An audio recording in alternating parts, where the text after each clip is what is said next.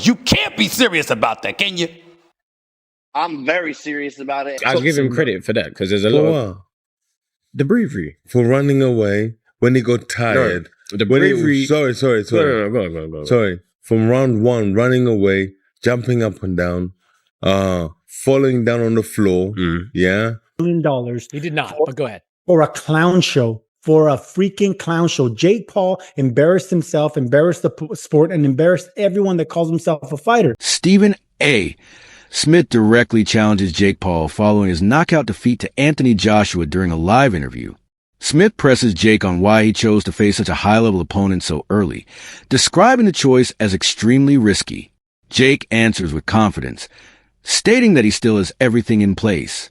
He mentions having the best team money can provide and strong training support, insisting that this loss does not end his path forward in boxing.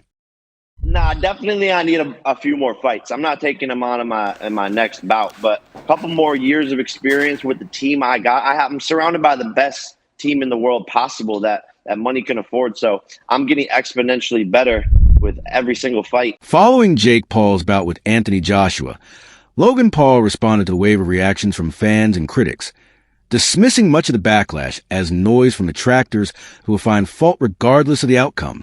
He explained that stepping onto a stage of that magnitude inevitably invites heavy scrutiny, and this fight was no exception. Logan pointed out that realistically, very few people expected Jake to overcome a two-time Olympian, yet his brother's confidence and willingness to take on the challenge made the attempt noteworthy. Logan also highlighted Jake's mindset after the fight, noting that even while dealing with broken jaw, he stayed upbeat, cracking jokes and recording content from the hospital. To Logan, that attitude reflected Jake's resilience and genuine passion for combat sports. He emphasized that pushing forward despite fear, criticism, and physical setbacks is what continues to fuel Jake's career. In his view, the loss itself mattered less than the message it sent. Jake proved his toughness and readiness to face challenges most would never dare to attempt, earning respect through perseverance rather than a win. These are haters. Haters gonna hate. It's just the name of the game, you know. When you're operating at the high level that my brother and I are, the haters come with it. I mean, statistically speaking, part-timer, I think the narrative's dead. I've been showing up every single Monday for the past month and a half. I've wrestled in 4 out of the 5 times I was there. I won every single match. So, like, everyone who's yapping can now shut their trap because the narrative's dead. I mean, you brought the receipts. I think that the proof stands for itself. And you mentioned your brother. Jake went 6 rounds on Friday night with Anthony Joshua. I know how proud you are of him. You were in the hospital with him afterwards. You called him an absolute warrior and said on your Instagram that his broken jaw won't break his spirit. How did you think, and what did you think of how the fight went down? So, from strictly a logical point of view, I actually think it went down exactly as it was supposed to. I'm not sure anyone really thought that Jake was going to beat Anthony Joshua, but you have to understand, being his brother and in his close circle, he has this conviction that makes you believe, and he has this ability to defy reality and morph it into his vision of how it'll transpire that makes you think he'll win. However, like this was my opinion, this was a logical conclusion to the fight. The 2-time Olympian broke the influencer boxer's jaw. Like, okay, you know, we could have wrote it in a story and it would have made sense. That said, I think he did amazing.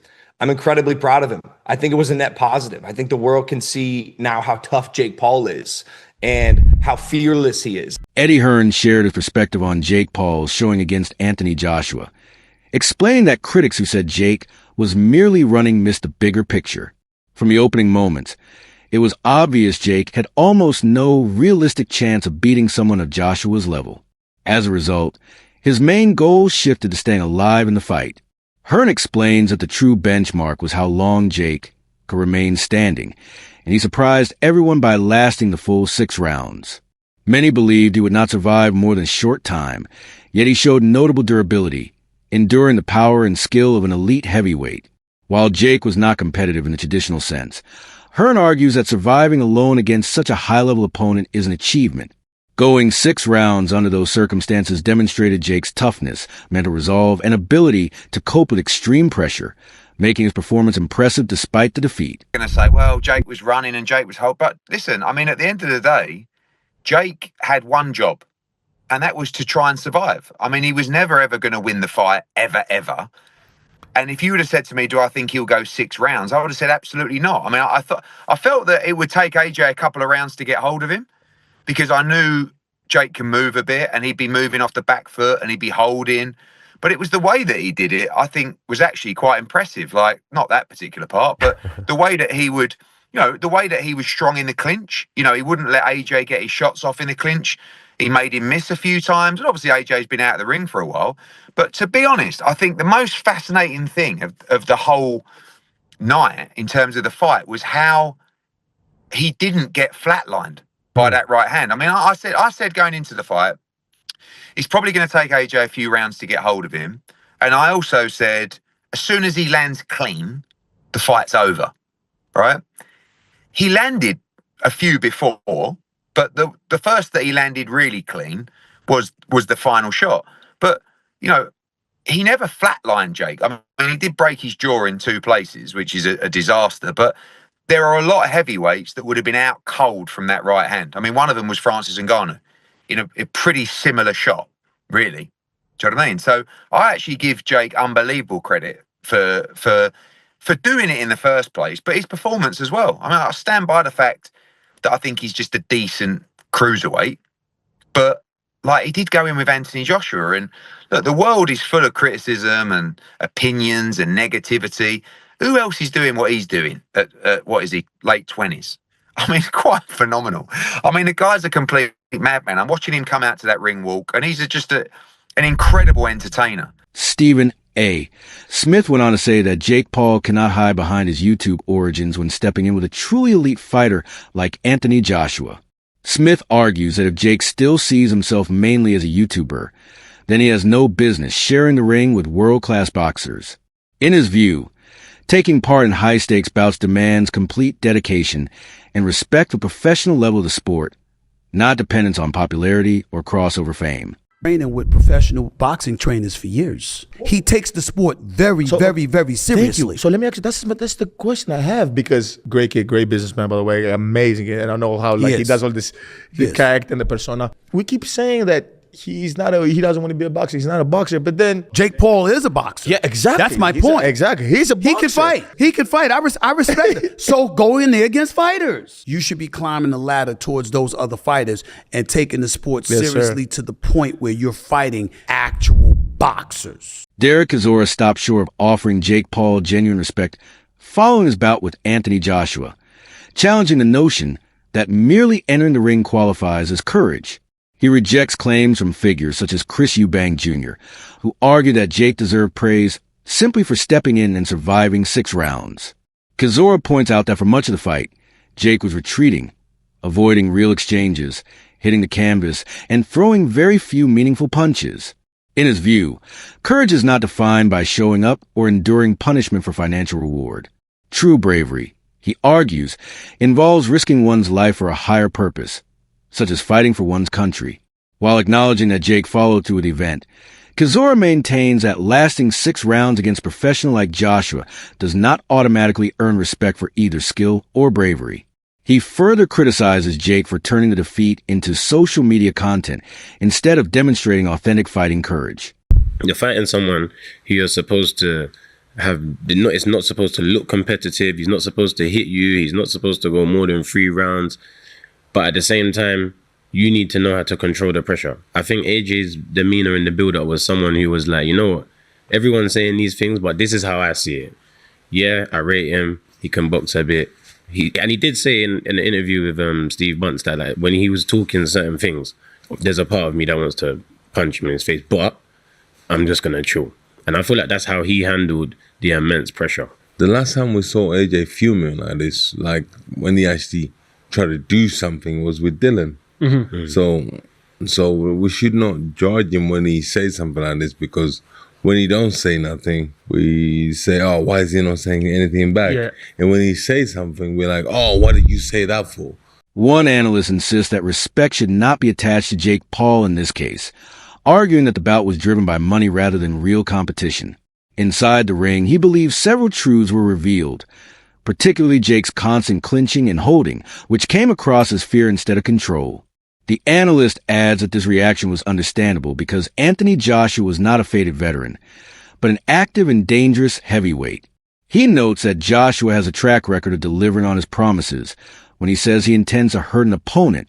As the fight went on and Joshua's shots began landing closer, Jake became increasingly defensive and desperate to last. In the analyst's view, this behavior reflected survival instincts, not courage or respect. He concludes by saying that with nearly $92 million at stake, many would take the same gamble, but a massive payday alone does not earn respect in the boxing world. And he should have thought about that before getting in the ring with him. And I think a lot of things were revealed inside the ring. You know, all the grabbing of the leg and stuff like that. That shouldn't have been. You know, that almost looked like it reminded me of Troy. You guys remember Troy when Orlando Bloom's character grabbed his brother's leg, you know? You know what I mean? It looked like he was desperately scared, you know? But I think he should have been desperately scared because AJ was coming to hurt him. This wasn't a Mike Tyson fight. He wasn't 58 years old. This dude is 36. And Anthony Joshua, like he said, because I've heard AJ say stuff like that. Hey, I'm going to F you up. He said the same thing to Hellenius. Because he thought Hellenius was looking at him crazy. And it's like, what do you know, why are you looking at me like that? Right? And Hellenius like, huh? You know. And what happened to Hellenius? He got knocked out, and needless to say, he tested positive for something. But yeah, so if you hear AJ say, hey, I'm going to F you up. Oh yeah. That's what he means. And I think Jake Paul knew it. And I mean, he avoided a lot of big shots at the beginning of that fight, you know. But then as AJ started getting closer and those punches started getting, you know, more in range of hitting him, the grabbing happened a lot, you know, more. You know, he started gripping off for dear life. Chris Manx and Sergio Mora placed most of the responsibility on Jake Paul while analyzing Anthony Joshua's 6th-round knockout win. They argue that Jake did more than lose the fight. He embarrassed both himself and the sport by exposing a lack of real boxing fundamentals. Moore explains that true fighters are trained to manage fatigue, pain, and pressure, whereas Jake learned how to throw punches but not how to fight under danger. They point out that Joshua clearly controlled the bout and appeared to hold back, choosing not to end it early despite having the ability to do so. According to them, the fight should have finished much sooner because Jake spent most of the time avoiding exchanges instead of boxing. Manx adds that when a skilled professional decides to seriously hurt a non-fighter, the difference becomes obvious very quickly.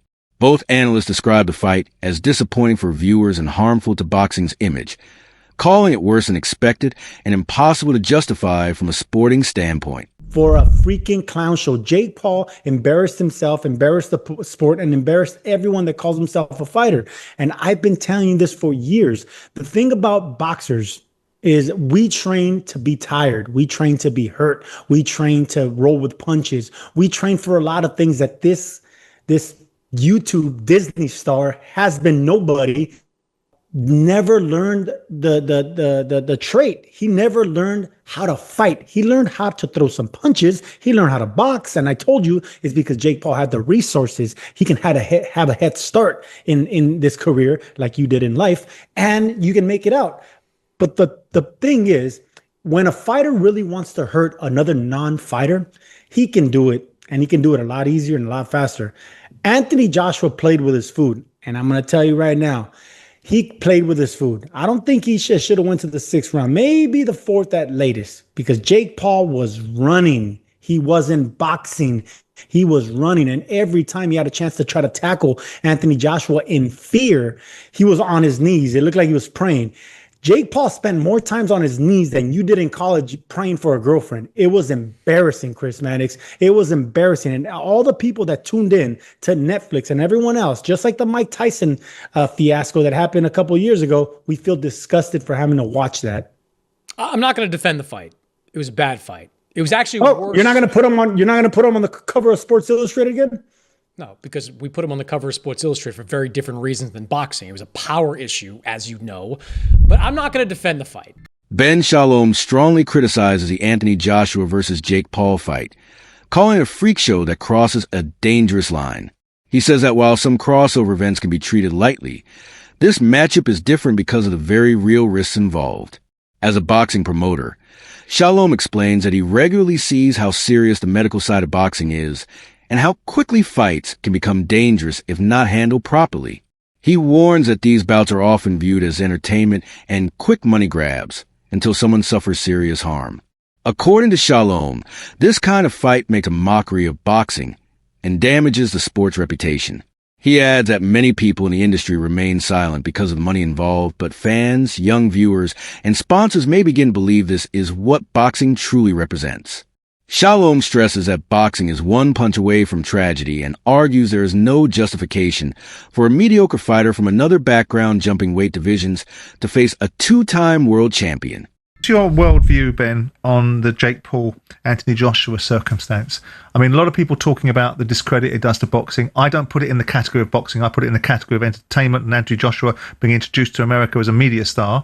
What's your overall view of what it does or doesn't do for boxing? Jake Paul being licensed in a fight that many people think that he shouldn't have been licensed to fight, in a commission that often does that. As a promoter, do you think it's a bad look for boxing, or are you thinking it doesn't really matter? It's not really what boxing's about? I usually and have said in the past that things can be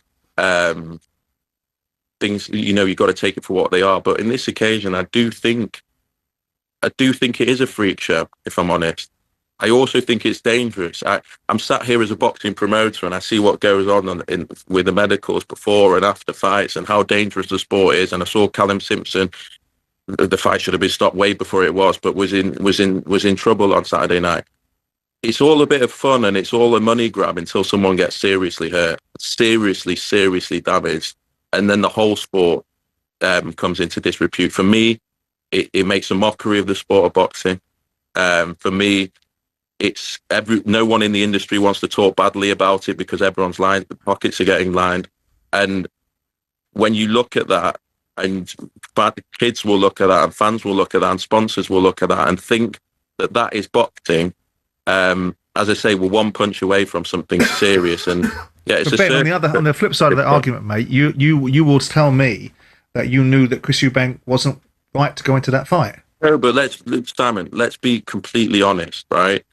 Whatever you want to say about that fight, these are two experienced professional fighters. Chris Eubank Jr. has been in fights previously in his career where he's not been 100% for.